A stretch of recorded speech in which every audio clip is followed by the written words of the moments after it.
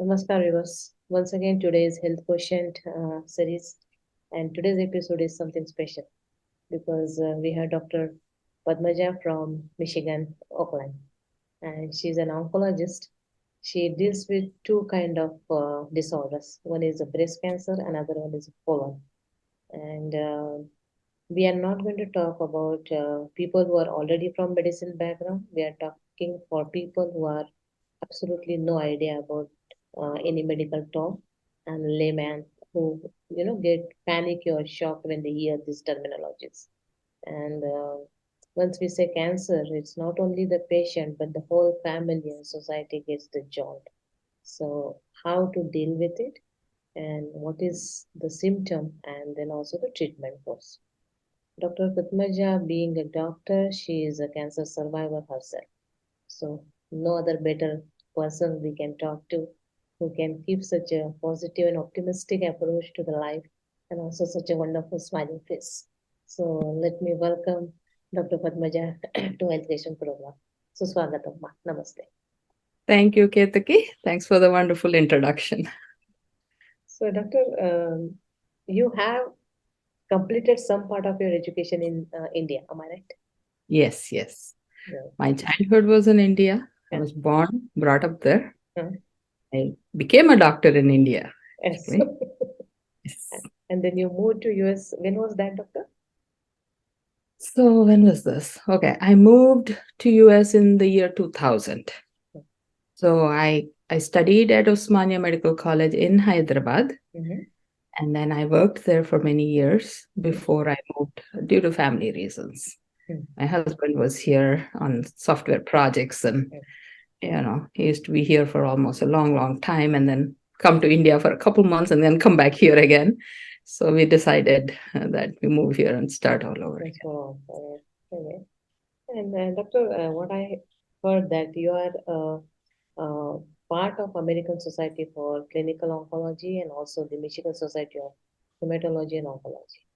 So Yes. it's been like 30 odd years you are in this field.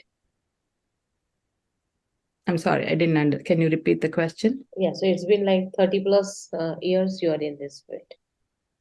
Yes, that's correct. Correct. Uh, so let's get started with the questions, Doctor. And Sure, here and there we will touch up best other topics as well. sure. So, Doctor, as I said first, that in women, breast cancer is a very common scenario nowadays, and I heard from other specialists before that the lifestyle change and the other habits like smoking, alcohol, is primarily the main cause. However, there are people who are absolutely not into it, but still they get affected. So, what I want to understand is what are the common causes any women will, face the symptoms for breast cancer? Sure, that's a great question, Ketaki. Cancer is so common. 1 in 8 women have breast cancer. So imagine a group of 8 women in your room, one of them have breast cancer. It's that Mm, common these days. mm. Okay. So there are certain things that are under our control Yeah. and certain things that are not under our control that increase the risk of breast cancer. Correct. Okay. So the number one cause of any cancer, not only breast, but including breast cancer, is age. The older you are, the higher the risk of cancer. Like Mm, any other disease, the older you get, the more chance your body will, there will be damage to the body and it forms cancer, right? mm. So that is not under your control. All of us Mm. has to grow older. We never get younger, right? True. So the other thing is there are other small risk factors such as early menarche. Menarche means when Oh, you get your menopause. periods. Yes. No, not menopause. Ah, When you get your periods. periods. Okay. Okay. Starting of periods. So Right. if you start periods at an earlier age, Mm. the risk of breast cancer is slightly higher. I see. Earlier age Okay. is what, doctor? Like, So normal is 13, 14, but mm. some people can get earlier, like 11, 12. We are seeing some Uh-huh. children. So the earlier, the sooner that is one of the risk factors. Okay, that's mildly increased risk. I see. Similarly, if you are using birth control pills, Pills, oral yeah. contraceptives, right? Yeah. That one. And also after menopause, some women may have symptoms of menopause, so they can use hormone replacement treatment, estrogen treatment after menopause. Some women use it for other symptoms. So when you decide to use oral contraceptives or hormone replacement, talk with your doctors about the risk, because there is a slightly increased risk of cancers such as breast cancer with those drugs. So you have to weigh the risk and the benefit before you take those. And so those are some of the things. And also your family history or genetics. Small risk, not much, about less than 5 to 10% risk is based on your genetics. Okay. Then we come to the major risk, which are lifestyle factors. Now, the lifestyle factors are important for any cancer. Okay. Mainly being overweight. Okay. Overweight, less physical activity. Right. Less physical activity, being overweight. And then, so these play into how do you become overweight? Like what choices you make in life.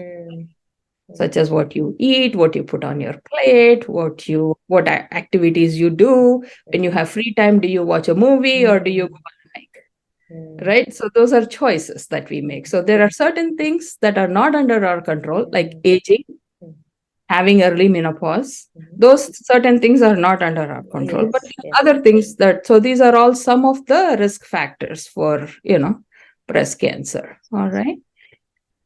Yeah. And then also, if you don't have children, that can also increase your risk.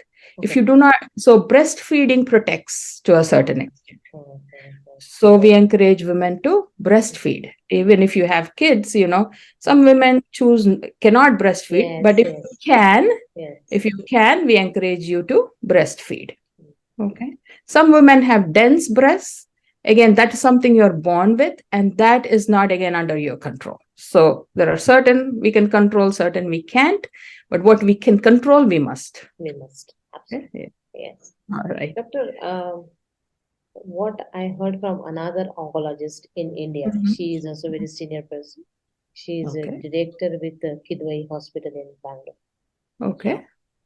What I heard from her is like any lump that some women experiences or feels, it's kind of a alarm, and she should definitely consult a doctor. Now, I really want to understand a very medicinal terminology. What is meant by lump? What is meant by there is some sort of a risk factor? And how do you diagnose it? And also, when it is actually a worry point? Okay. So when you say a lump means a swelling, in your breast, or something you feel like a little marble in your breast, or, sometimes it can feel like a marble. Sometimes it can feel like something just irregular, not the breast. You know how your breasts feel when you take a shower, when you feel yourself, you feel it. But something abnormal, you need to go see a doctor for sure. Okay. But not all lumps need to be kept. Okay. Some are not. Sometimes things like benign meaning non-cancerous conditions, such as fibroadenomas, fibrocystic disease, you can have. But as a layperson, you may not be able to know what is what. Right. So it's always good when you feel something abnormal, something wrong. Don't wait thinking, okay, this might go away. I don't have a family history of breast cancer. Nobody in my family has cancer. I'm a very healthy person, just like how we talked about. But family history only is there in 5 to 10% of all these cancers. 90% don't have family history. So you should go see a doctor if there is something abnormal and it persists, right? Sometimes it may be just a pimple, whatever infection, that's fine, but should go away in 2 to 3 days. If it doesn't go away, and if it's still there, persistent, and many of these don't have pain. So don't think if it is no pain, it is fine. Many cancers do not have pain. I see. Okay, in the early stages. So if you don't have pain, that doesn't mean it's not cancer. So something abnormal and it persists, you should go see the doctor. But will it have some sort of um, purse in it or some sort of a different behavior? Um, No, I can show you a picture. Perfect. So in this screen, I've talked about some early signs of breast cancer for people to. So this is what we were talking about: a new lump, right? Whether in the breast or close to the. This is all the breast tissue, right? So anywhere here, if you feel any lump anywhere in this region, you should see a doctor. You may not see a lump, but you have the nipple here. Instead of being outside, it can be pulled in or retracted. That means something there is pulling it inside. That means the lump could be inside, like deeper in the breast. You don't feel it, but it's pulling the nipple. So there's any change in that or any change in the skin color. So it's bluer, it's redder, there's some thickening in the skin or shape. When you look in the mirror, your breasts are different shapes. One is higher, one is lower, one is larger, any of those. Or if you have nipple discharge that happens without squeezing, bloody discharge or any kind of discharge, please go see your doctor. So this figure here is just pointing out how you examine from top to bottom, circular, and from sides to the center. This is when you're in your shower, at least once a month after you're done with your menstrual periods. That's when you should examine your breast yourself every month. Okay. And this will tell you what are all the signs to go see your doctor. So, this is what we can do. Many times, even before you feel a lump, you can have the cancer, you may not feel anything. So, in order to be proactive, and even if you don't feel anything, you should have, once you're 40 or older, every year you must have your mammogram, regardless. Healthy person with no symptoms, no nothing, should have a yearly mammogram. And then yearly, you should go to your doctor and have a clinical breast exam. So monthly self breast exam, you yourself should look at your breasts and take care of them. And then every year, you should have your doctor examine your breasts, and every year you need to have a mammogram. Okay. If you're younger, especially if you have someone in your family with breast cancer, you're higher risk, you definitely should be more conscious and should have a clinical breast exam every 3 years once you start to hit 20. And then you should also do your monthly self exam. So these are some of the things that you can do to catch breast cancer at a very early stage. Okay. In addition, what can you do? We talked about the risk factors. So obviously, if whatever risk factors are under our control, like keeping your weight, trying to keep your weight under control, increasing physical activity, at least half an hour, minimum of 24 hours in a day, half an hour you can devote to physical activity every day. Okay. And also diet wise, try to include more fruits, more vegetables, more complex carbohydrates, those that are whole grains, whole lentils, those with skin on them, like brown rice instead of white rice. And then whole wheat. So those are some of, and then fruits. Avoid animal proteins and animal fats as much as you can. Also, avoid alcohol, avoid smoking cigarettes. Okay, so these will help in the prevention. Now we are talking about what are the risk factors and how do you detect early breast cancers and how to prevent them. Okay. So, doctor, before we move on to the colon, last question on breast cancer. If, let's say, I'm a complete teetotaler, I do not have a family history of any cancer for that matter, forget about breast alone. I'm a very regular exercise person. I'm a 100% vegetarian person who looks after my diet very carefully, combination of everything. And also, I'm a, let's say, very uh, regular routine of exercise, gym, etc. Um, am I a very safe zone person? And I'm not on any pills either. Yeah, you are at an average risk. Then you are not at a high risk, you are at an average risk of breast cancer, right? If you don't have any risk factors, that means you are at an average risk. But you So are you should still not still do fully your out of it. monthly, yeah, you should still do your monthly Yes. breast exams. You Yes. should do your yearly clinical breast exam by a physician, Yes. and you should do yearly mammograms. Mammograms. Okay. Those who are at higher risk, for example, if you have a high risk of family history of breast cancer, you got your genetic testing done, you have certain genes that increase your risk of breast cancer. Or if you don't have the genetic risk, but you have early menarche, you started having periods at an early age, you have a family history, you have dense breast, other stuff, there are medications you can take to prevent breast cancer. Things like tamoxifen, things like raloxifene. There are calculators that we use to predict your risk of breast cancer. And if your breast cancer is higher than the average, then we can discuss with you about what medication you can take for 5 years to reduce your risk of breast cancer. Those who are at a very, very high risk, those who have carry the genetic mutations, can also talk to their doctors about getting their breast removed, doing a complete mastectomy. Those are very high risk individuals. But average risk person with no risk factors should stick to mammograms, should regular physical exams, continue all your healthy lifestyle habits. Okay. Brilliant. Great. Now moving on to the next stage. Another specialization that you own, that is colon.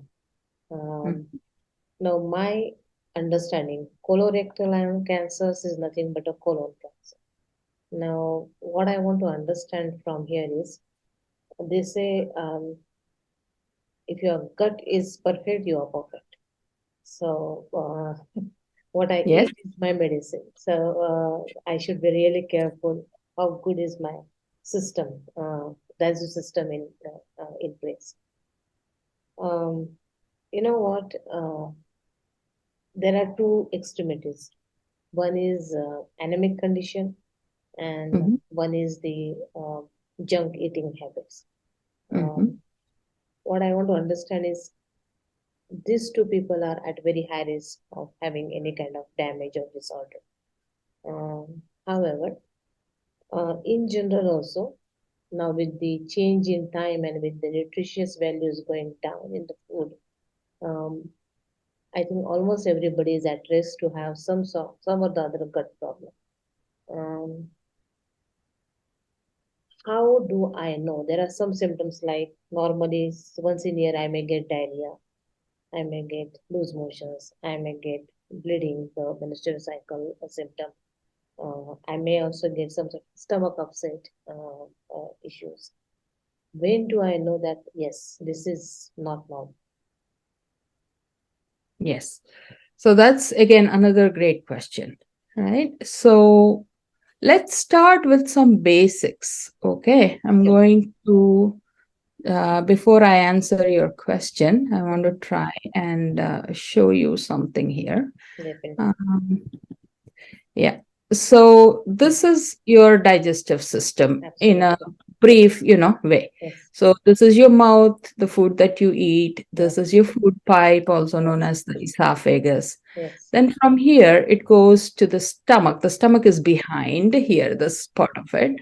It goes into the stomach, and then the small intestines, it goes to all these little tubes you're seeing here. This is your small intestine.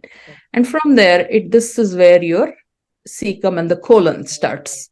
So this is your ascending colon, it goes up, transverse colon, and then here you have your descending colon, sigmoid colon, which is like an S shape here. And then you got your rectum and anus. Okay. So colorectal cancers means cancers that occur anywhere in this whole area here. Okay. I hope are you seeing my arrow? Yes. I hope. Yes. Okay. Perfect. So this is your colorectal cancer here. All right. So the symptoms now you mentioned. So what are some of the symptoms that can trigger, like, the suspicion of a colorectal cancer, right? So pain, abdominal pain, change in bowel habit, meaning all along you've been going once a day all your life, right? And you have a certain texture to your stool. There is somehow how it looks. That's your normal. Now, if it changes and then you start having, not suddenly, but over a period of time, if you're having diarrhea, like 2 to 3 times a day instead of once a day, and it looks different to you, or it alternates between constipation and diarrhea, not just 1 day or 2 days. Now, if you're traveling, you eat at a restaurant that is not, very safe, and you and your group of friends have eaten, all of them became sick, everybody has diarrhea, and all of them don't have colon cancer. Okay, that is not cancer. But you have nothing over a period of time changes and it persists. So anything that persists, any symptom that lasts. So if there is change in bowel habit, it is lasting. And then there is pain, there is weight loss. Okay, and there is blood in the stool that's there every day. It's ongoing. Sometimes you may not see a blood in the stool. It may be just dark black, like tar color, tarry stool. It's not blood, but it's darker, much darker in color. There's no reason why. Sometimes certain foods you eat, blueberries, stuff like that, can change the color of your stool. But if you're not eaten anything different, or beetroot, if you eat beetroot, it may be red in color. But without any of those, no such things, and all of a sudden you see this and it's happening consistently, that's a cause of concern. Colon cancer is common too. It's about 1 in 20. 1 in 20 people can have colon cancer. Traditionally, we used to say, again, age is a risk factor for colon cancer too. And, usually previously we used to say once you hit the 50-year mark, you should be more conscious. Nowadays, we are seeing it in younger and younger individuals. Colon cancer especially is coming to the younger age. So even if you don't have any of these symptoms, zero, like you mentioned earlier, a healthy, exercising, eating the right food, doing everything, still you should have your colonoscopies, your checkup, starting the age of 45. Why you should have it? Again, I'll bring a picture for you, which is actually make it much more easier for us to take a look. Hold on. There you go. This is a stage 0 colon cancer. That means it's just starting. This is your stage 1, where it is going. See, this is your colon. So this is the tubes. Earlier we saw the tube. Right now I've taken out a small amount of the tube and I've cut it. Okay. Yes. So you're seeing this is the inside of the colon. These are all the layers on the colon. So this is stage 1 going into it. Stage 2 going into more layers. Now stage 3, it has come out of the colon into the surrounding area, and it also has spread to a lymph node here. So this is stage 3. And this is stage 4, where it has gone, now it is going into other organs. Right? So colonoscopy will detect cancers at this stage, or even earlier stages. Like, for example, this one here. So this is your normal. From normal to this is your stage 0 colon cancer. This is starting the stage 1. Okay. Now this is a polyp or an adenoma. So it's a small growth. It's not cancer yet. And this is a bigger growth. It is not cancer yet. And so it takes decades. It takes years for this to change into this. Okay. So if you get your colonoscopy done, you will catch it at this stage and remove it. So it never has a chance to become cancer. So not only, go ahead. Very basic question, but still, unlike breast cancer, there is no way I can feel it or I can taste myself. Correct. You're correct. So unless you start to have bleeding, or you have pain, or you have a change in bowel habit, you cannot feel it. That's why colonoscopy and checkup. There is stool tests that your doctor can do to see if there's blood in the stool, which you cannot see. The problem is By the time you actually see a lot of blood in the stool that is visible to the eye, it's quite advanced when it's bleeding. But there are small amounts of blood that will be mixed in the stool you cannot see. So that is when your doctor may find on your blood test that you are anemic. So normally, who is anemic? Young women who are having regular menstrual periods, who are having babies, they can be anemic because you're losing blood through the menstrual period.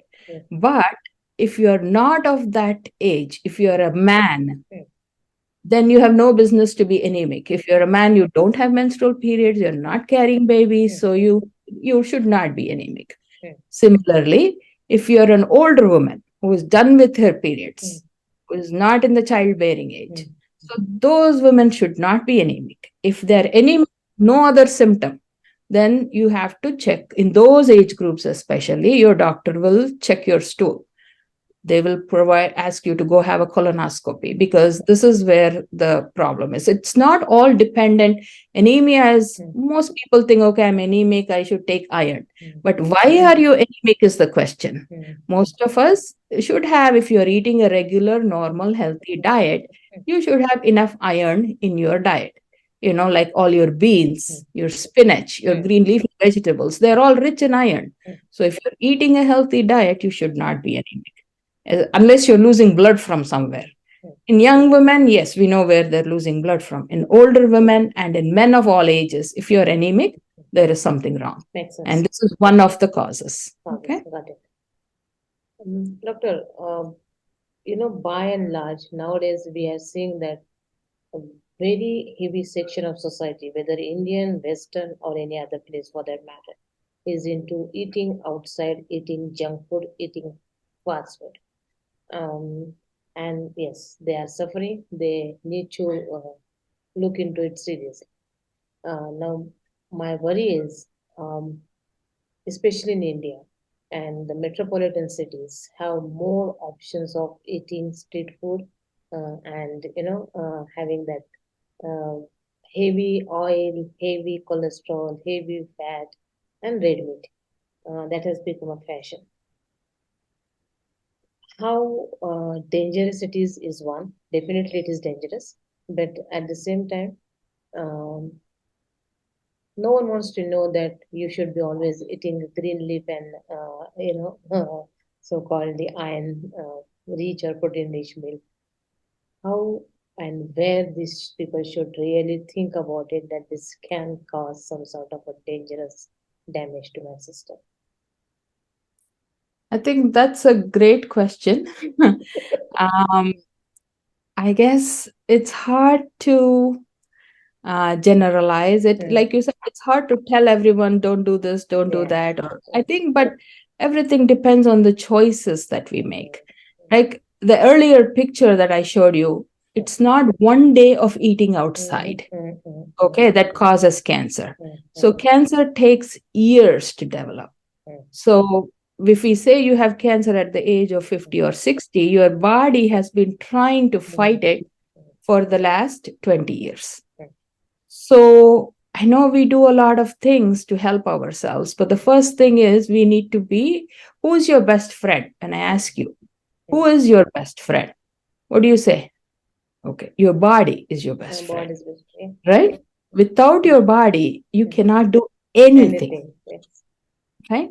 Your mind can think. It can think all it wants. It wants to do this. It wants to do that. It wants to run a marathon. It wants to climb the Everest. But without your body, you cannot do anything. So the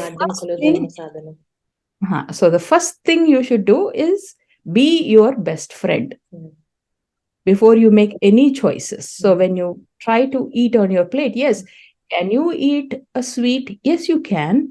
But in your plate, like they say, half of your plate should be green leafy vegetables, right? Or vegetables and fruits. Half of your plate should be that. Then a quarter of your plate should be complex carbohydrates, brown rice, quinoa, whatever, you can eat.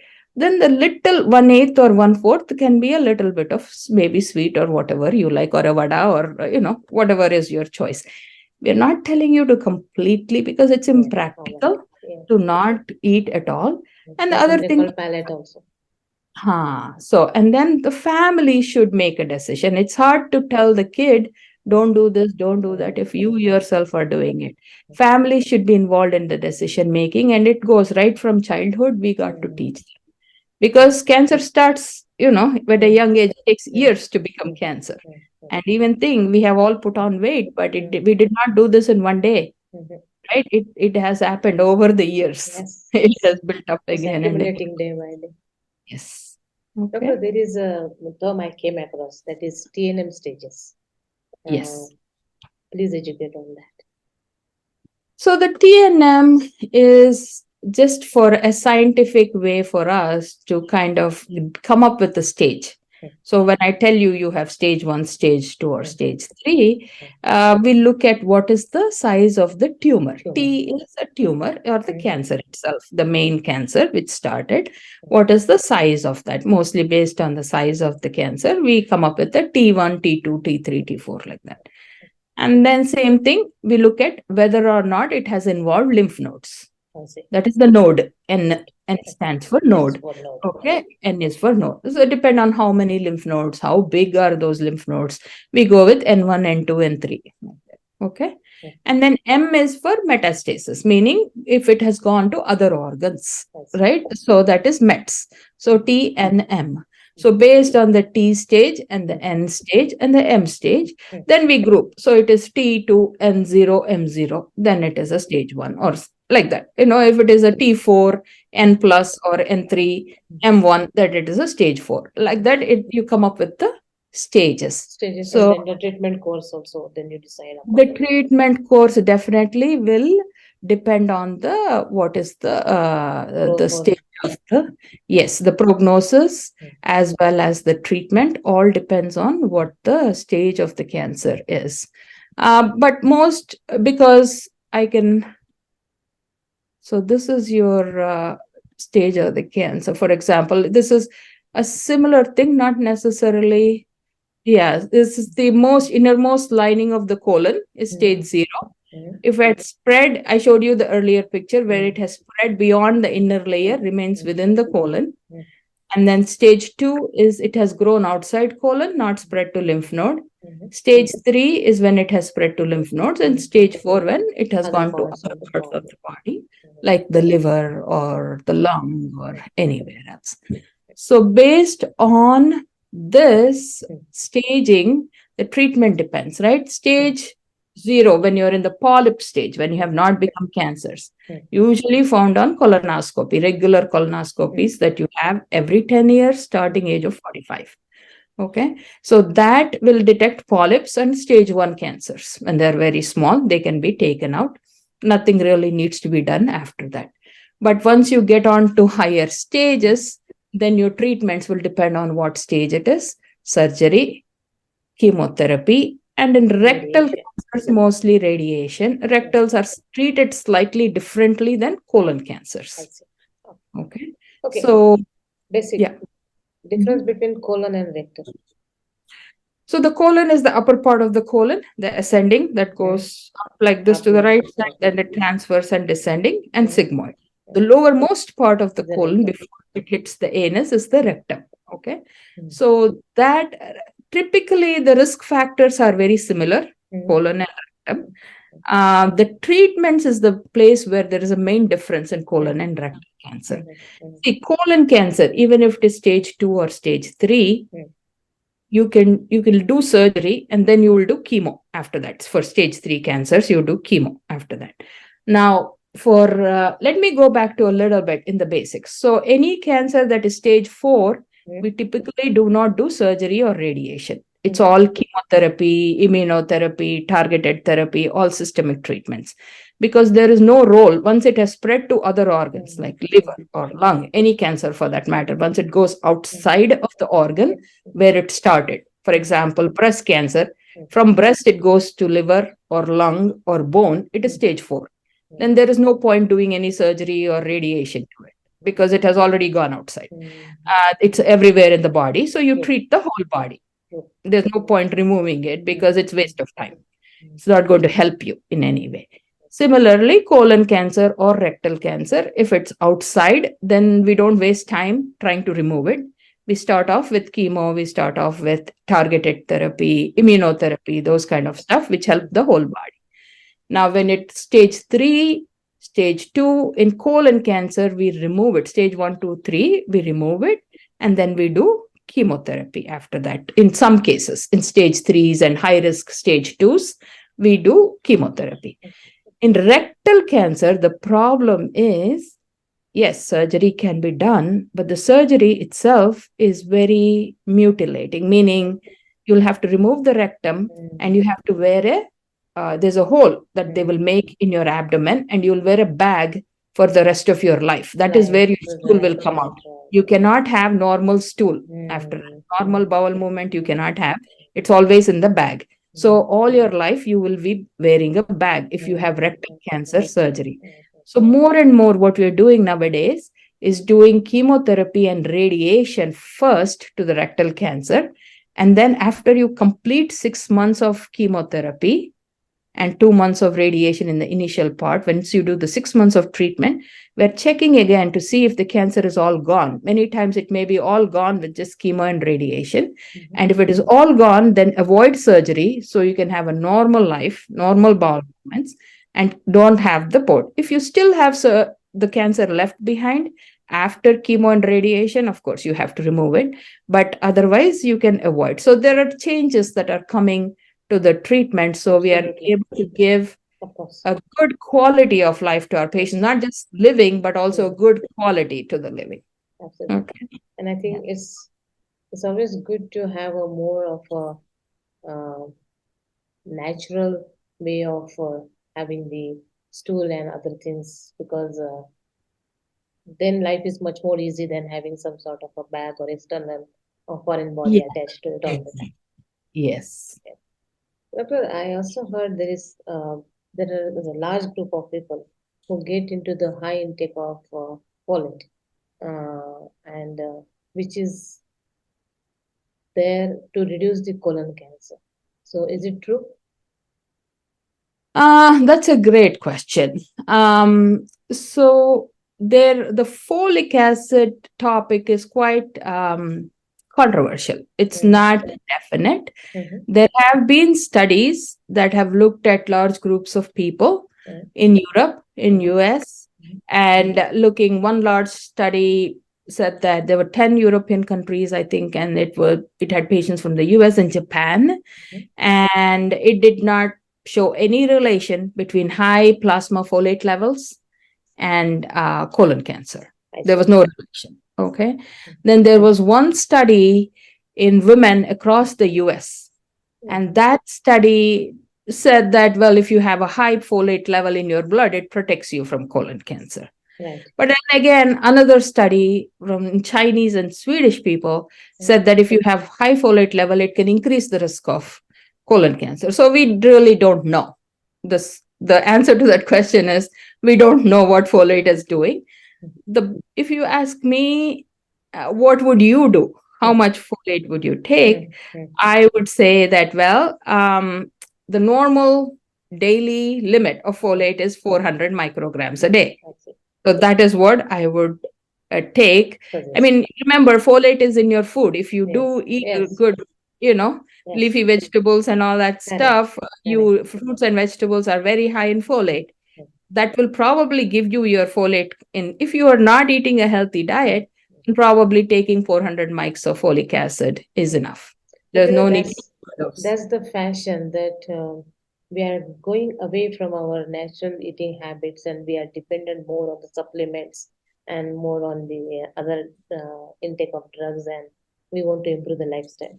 The one drug that has shown in very high risk people who have conditions like ulcerative colitis or Crohn's disease, they are at an increased risk of colon cancer and rectal cancers. And those patients, some studies have shown that aspirin may prevent colon cancer in those high risk individuals. Of course, aspirin has its own side effects, so you need to talk with your doctor about the risk and benefit. But when you are at high risk, those kind of patients, or who have the genetic conditions like Lynch syndrome, FAP, those conditions, you should talk to your doctor about what you can do to reduce your risk. can be a lifesaver also. Yes. What is the survival rate of a colon cancer, doctor? Depends on the stage.